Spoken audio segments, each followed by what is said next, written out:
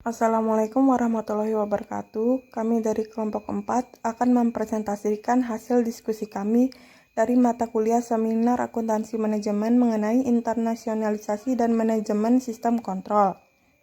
Sebelum melanjutkan untuk menjelaskan materi, saya akan memperkenalkan terlebih dahulu anggota kelompok kami.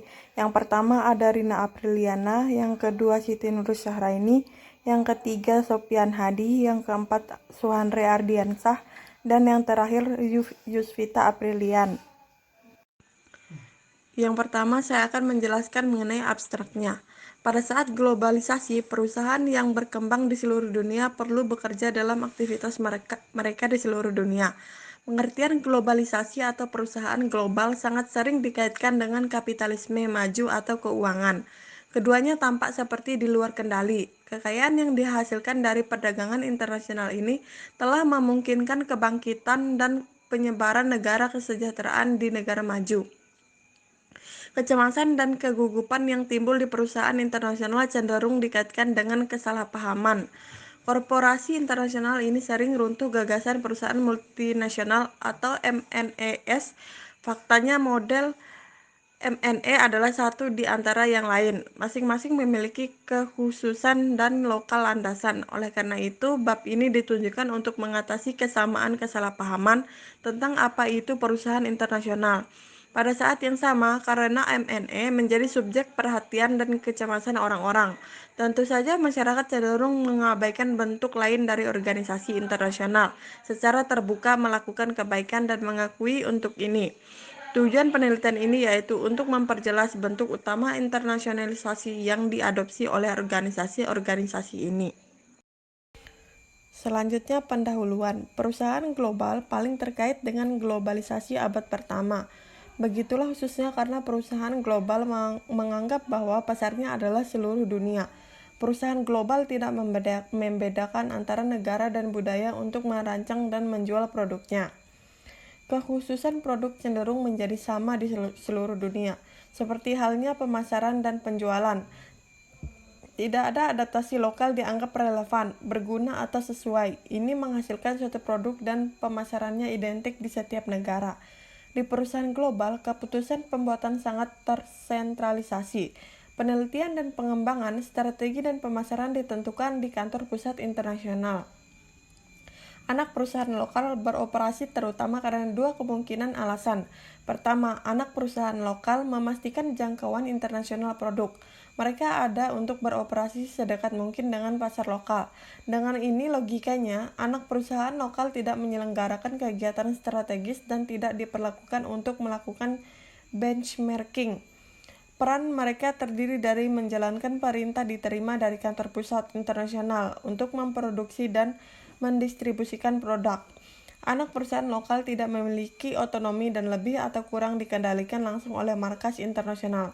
Kedua, saat perusahaan global memulai membanjiri seluruh dunia dengan produknya, status sosial dan ekonomi harus sama dengan dunia. Artinya, harga jual harus dikontrol dengan ketat agar bisa mewakili daya beli yang sama di setiap negara tempat penjualannya. Definisi perusahaan global. Perusahaan global menganggap bahwa pasarnya adalah seluruh dunia. Perusahaan global tidak membedakan antara negara dan budaya untuk merancang dan menjual produknya. Busco, Giovannoni, dan Ricciaboni 2007. Di perusahaan global, keputusan pembuatan sangat tersentralisasi. Penelitian dan pengembangan, strategi dan pemasaran ditentukan di kantor pusat internasional. Kemudian materi selanjutnya yaitu perusahaan multidomestik. Perusahaan multidomestik beroperasi di berbagai negara. Masing-masing dianggap sebagai pasar yang independen dan spesifik. Tidak seperti global perusahaan multidomestik mendasarkan jangkauan internasionalnya dalam respon keefektifan terhadap kendala lokal, adat istiadat, dan kebiasaan. Menurut Busco dan kawan-kawan tahun 2007. Sebuah perusahaan multidomestik membangun reputasi internasional merek untuk beradaptasi dengan keadaan lokal. Berdasarkan ini, kekhususan produk, produksi, pemasaran, dan penjualan berada di bawah tanggung jawab lokal, yang hasilnya dalam otonomi besar untuk setiap anak perusahaan. Sementara Kepala Internasional Kuartal memusatkan beberapa fungsi pendukung terhadap strategi global, keuangan, dan TI. Lalu materi selanjutnya yaitu perusahaan multifokus. Perusahaan multifokus sering disebut M&A atau perusahaan transnasional. Karena memang demikian, perusahaan yang rantai nilainya adalah seluruh dunia dan di mana induk perusahaan ditugaskan untuk mentransfer keahlian dan pengetahuan ke pasar lokal dan anak perusahaan. Di perusahaan multifokus, rantai nilai tersebar setiap tautan terletak di negara tempat mereka dapat memiliki kompetisi keuangan.